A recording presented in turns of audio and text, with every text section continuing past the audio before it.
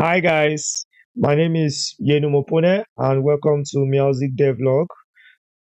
This is like my experience through this game jam, and it was done by my studio with the help of my co-founders and a lot of amazing talents which we found on the GMTK Discord, and I'll be introducing every single one of them to you.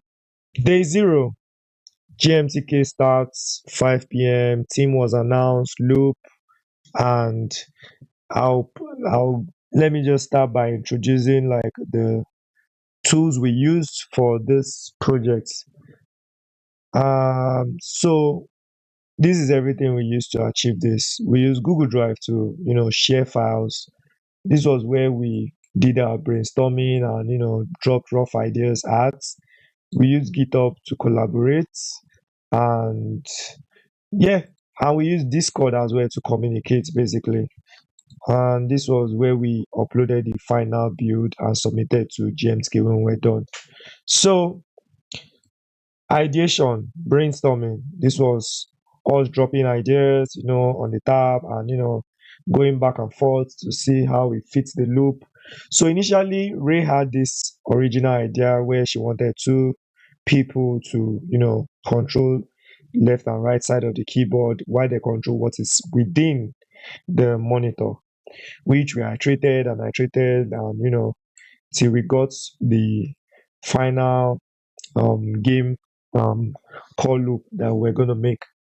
And went further to, split all of this into four categories: programming, design, arts, music. So I'll introduce you to the musicians of this project, which were Prince and Vice, Lemon, and Krino. So Lemon and Krino basically handled everything sound effects. Prince and Vice handled the soundtrack compositions. And you can see in the sound effects folder, this was where they were dropping all of their work, and we had to just pick and utilize them within Unreal Engine. The soundtrack, this was where all the tracks created by Princess was dropped as well.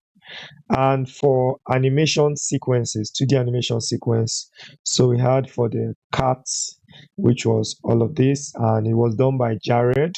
He drew and animated all the cat sequences and real cat animation sequence, keyboard animation sequence. This was all Jared.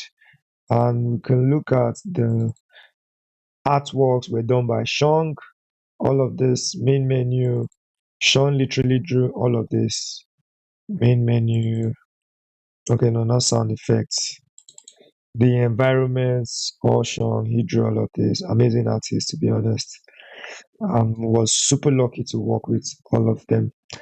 And that was it on the first day. That is day zero, basically the day we announced it. And I think I was gonna be working between 5 p.m. till 11 p.m. because that was the time I was gonna be getting back to the studio in Middlesbrough from my day job. And I also work on Saturdays and Sundays at an amusement park, but I was able to get Saturday off, but I couldn't get Sunday off.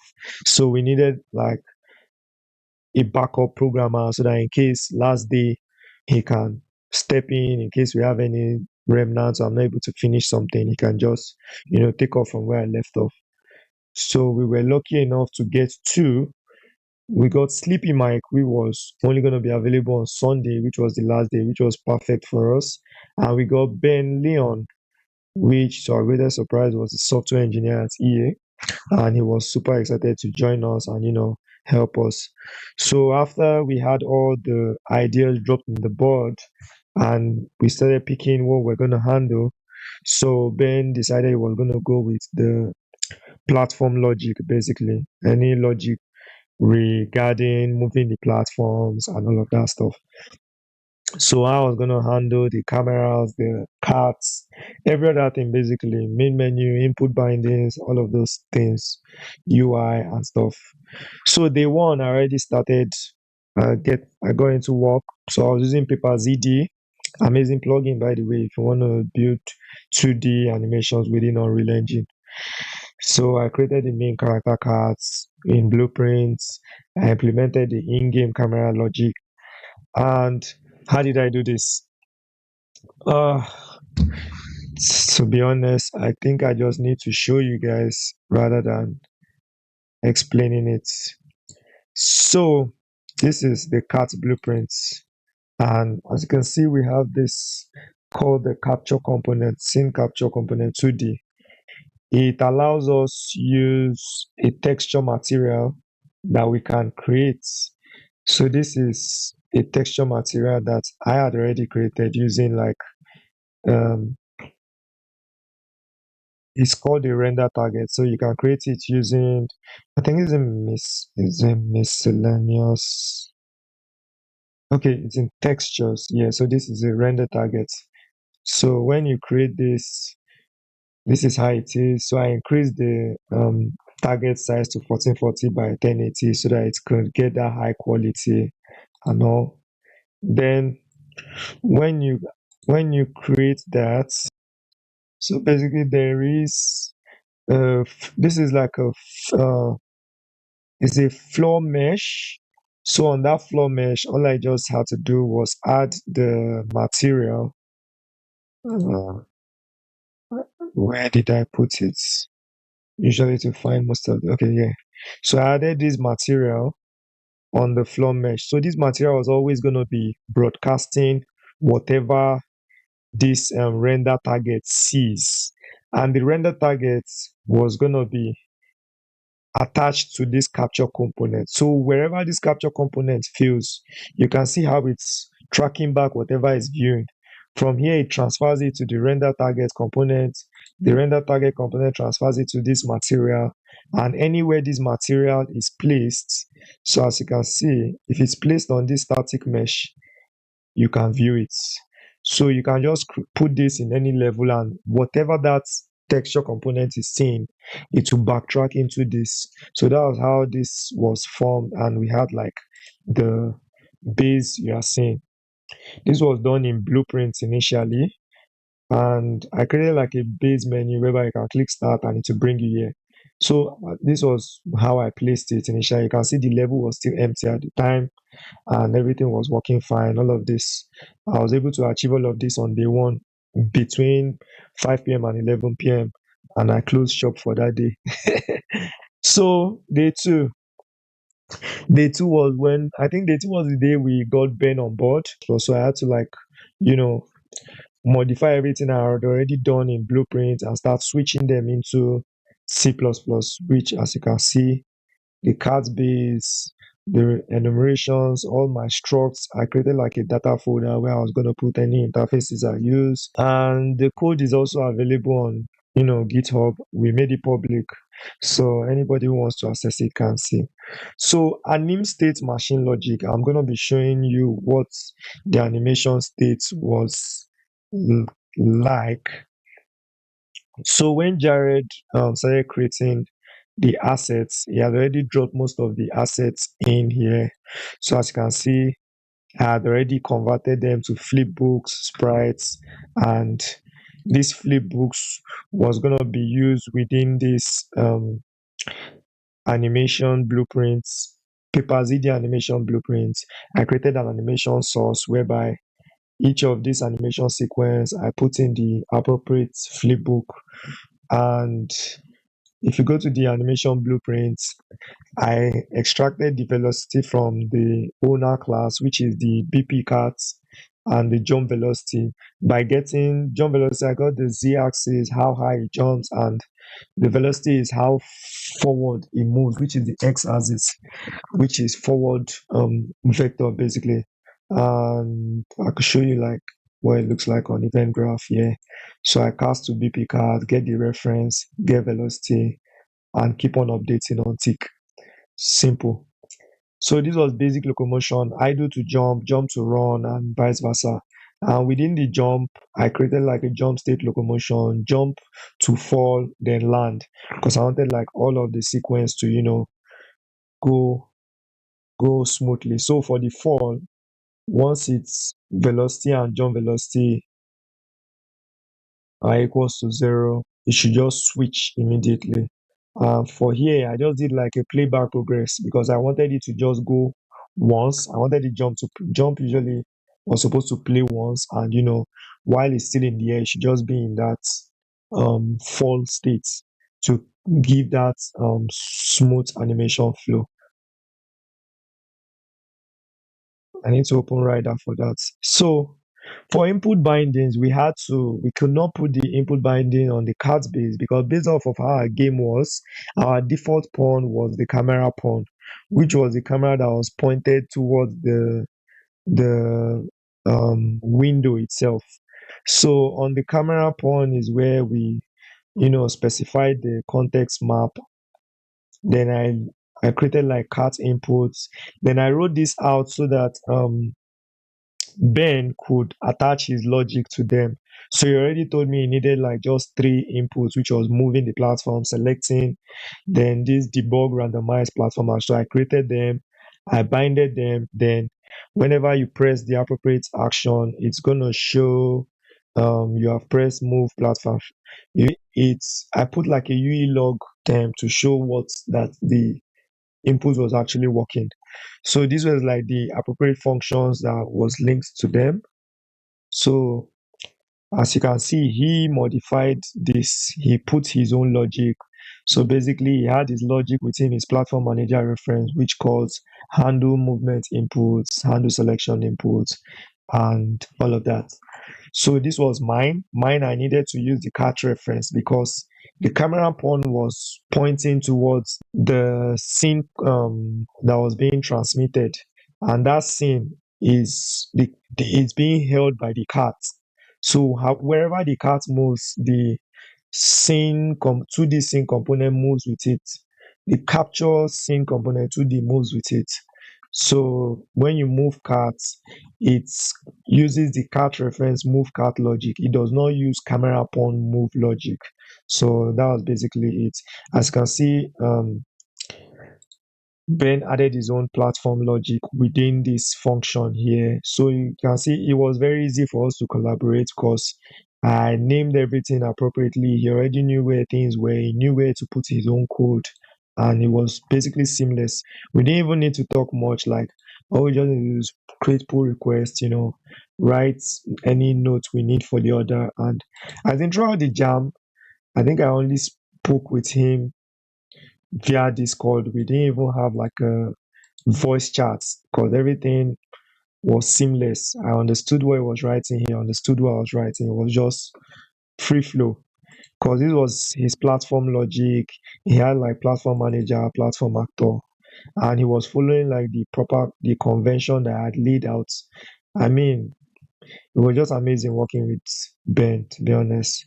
Then, as you can see here in my data folder, I created like a struct so we could put like different structs.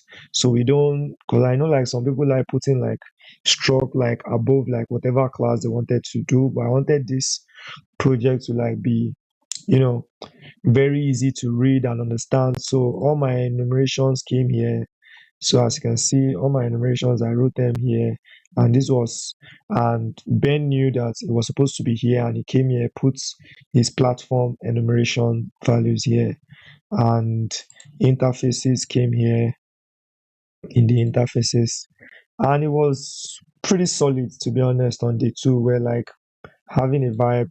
And we came into day three. Day three, I had to like start working on the keyboard and the real cat like behavior, which was this pink cat here, this guy here. So it was supposed to be disrupting how you are controlling the cat in the platformer and also disrupting the keyboard you are playing. And I was supposed to also write the sound manager logic that should collect um, present sound and play it appropriately in the background and loop and make it work with Ben's platforms. But I think Ben managed to um use sound bases within his platform track whereby he just needed to fill in those looped sounds and play and stop it at the appropriate time. So let me show you what the end product of the tree looked like. So when I tested it, this was what it looked like. You could pet the cat as well. You could see everything was working fine. The sound was working. But at this point, I had not like linked the sound to like any platform. So I just pushed this final test that everything worked, sound check, keyboards playing right, cat is being pet appropriately, animation sequence, everything was done perfect. And Ben just had to, collect all of those things and plug it with his platform. And day three, final push. This was the day we were supposed to submit. And Sunday I was supposed to go to my amusement park job. So I was up between 12 in the studio. I left the studio around 3 a.m. because I had to like, open up most of the logic in the so I need to go back to Rider. So most of the cat-based behaviors like this values, I needed to open it up to Blueprint so that Ray could, modify the values. By default, everything was 1,600. So Ray could, like, while she was testing it, change the values till she get the right one for the game feel, the right jump, the right dash. So everything should feel right, which she did. And it was perfect, to be honest. But we ran into an issue, though I was not available. So it was like a merge issue, and everything returned back to 1000, 1600, which led to like a whole which led to the issue that a lot of people had while they were playing the game when it was posted. But all of this has been modified in the blueprints by Ray, and she has retested it again, and in the next updates you see like you have like a better feel when the cat jumps and all. But everything worked right, all the logics were great, and everything was good. And Sleepy Mike did an amazing job on this day. He helped us do like final clean platform and the main menu, the final menus, the pause menus. He wrote like the blueprints for it to call it. Then the input bindings, he linked it on how to pause the game, show how to play the game, all of those stuff. He cleaned up, he built the project for Windows, and ensured we got to submit the project. And also Ray did amazing with the level. She had to design that level like 3 times because it kept on getting lost while merging was occurring, which was something we needed to work on. We need to figure out how to, collaborate better in the future. But reflecting back to everything that had happened, and this was an amazing project. It was good to, make new friends. We got to meet people like Princess, Lemon, and Krino. Amazing in the audio department. We got to also work with Ben, someone who is experienced and works with like a top company like EA. It was an amazing time working and doing this, to be honest. We're proud of bringing Meowsic to life under all of these deadlines. It was really choked in 4 days, building all of this from idea to prototype. And we're looking to, making it better in the future. So, thank you for listening to this devlog. If you have any questions, I might not have covered everything we did, but I mean, that's like everything I could do in one take. And there's still the comment section you could ask. We could further have like conversations regarding how we built. The GitHub repo is open to the public. If you want to go through what we did, how we did it, you could go through and let us know what you think about it. But thank you so much for to all the artists, the sound designers on this project, because I was glad I was able to use my programming skills to bring all of their creative skills to life and to be able to visualize all of that within this game. So thank you, everybody. Thank you, GMTK. Thank you, thank you. Please like and subscribe my channel. Also follow my studio, Site Studio. It's founded by myself, Sean, and Ray. We are graduates from Teesside University, and we are trying to, make an impact in the game industry. We are trying to improve the game industry, contribute as much as we can, and also have as much fun as we can, because this is something we are passionate about. Thank you.